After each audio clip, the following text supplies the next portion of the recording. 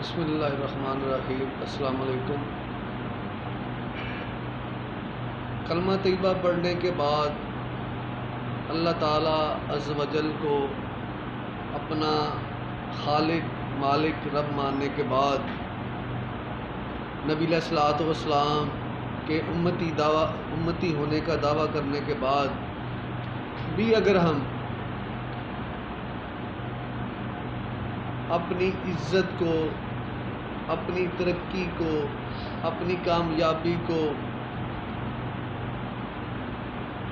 اپنی ذلت کو، اپنی ناکامی کو، اگر ہم دنیا کے مال اور دولت سے، قیمتی کپڑوں سے، بڑی بڑی گاڑیوں سے، بڑے بڑے محلات سے، میرے کہنے کا مطلب یہ ہے ہم دنیاوی چیزوں سے اپنی عزت کو، اپنی ترقی کو، اپنی کامیابی کو، اپنی ناکامی کو، زوال کو ذلت سے ماپتے ہیں، جانچتے ہیں، تجزیہ کرتے ہیں، دیکھتے ہیں، ان چیزوں کی اینک لگا کر اپنے آپ کو دیکھتے ہیں تو یقین کر لیجئے کہ ہم نے اللہ کو رب صحیح طرح سے نہیں مانا۔ ہمیں پتہ نہیں ہے کہ اللہ کو رب ماننے کا مطلب کیا ہے۔ ہم نے دل سے اللہ کو رب نہیں مانا، ہم نے دل سے کلمہ نہیں پڑھا، ہمیں پتہ ہی نہیں ہے کلمہ پڑھنے کا مطلب کیا ہے، ہمیں پتہ ہی نہیں ہے کہ اللہ کو رب ماننے کا مطلب کیا ہے۔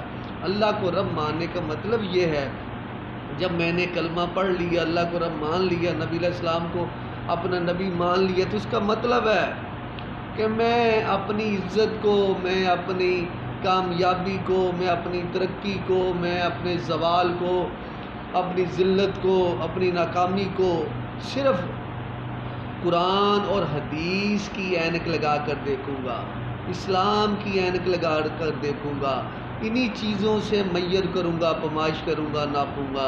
یہی میرے سٹینڈرڈ ہے۔ بڑی بڑی گاڑیاں میرا معیار سٹینڈرڈ نہیں ہے، بڑے بڑے محلات میرا سٹینڈرڈ نہیں ہے، میری عزت کا اور میری کامیابی کا سٹینڈرڈ نہیں ہے۔ کلمے میں یہ بات ماننا پوشیدہ، یہ ماننا لازمی ہے۔ کلمہ پڑھنے والے کی عزت کا معیار تقویٰ ہوتا ہے، اللہ کے احکامات ہوتے ہیں، نبی علیہ الصلوۃ والسلام کی اطاعت ہوتی ہے، یہ معیار ہوتا ہے۔ اللہ کو رب ماننے والا اپنی عزت کو، اپنی کامیابی کو چیزوں سے نہیں میئر کرتا۔ اگر ہم میئر کر رہے ہیں تو سمجھ لیں کہ ہمیں دین کی سمجھ نہیں، کلمے کی سمجھ نہیں ہے، ہمیں ریوزٹ کرنا ہوگا، ری ریڈ کرنا ہوگا، ری انڈرسٹینڈ کرنا ہوگا، دوبارہ سے سمجھنا ہوگا، دوبارہ سے پڑھنا ہوگا۔ اللہ سے دعا ہے کہ اللہ تعالیٰ ہمیں دین کی صحیح سمجھ عطا فرمائے اور ہمارا خاتمہ ایمان پر فرمائے۔ جزاک اللہ۔ السلام علیکم۔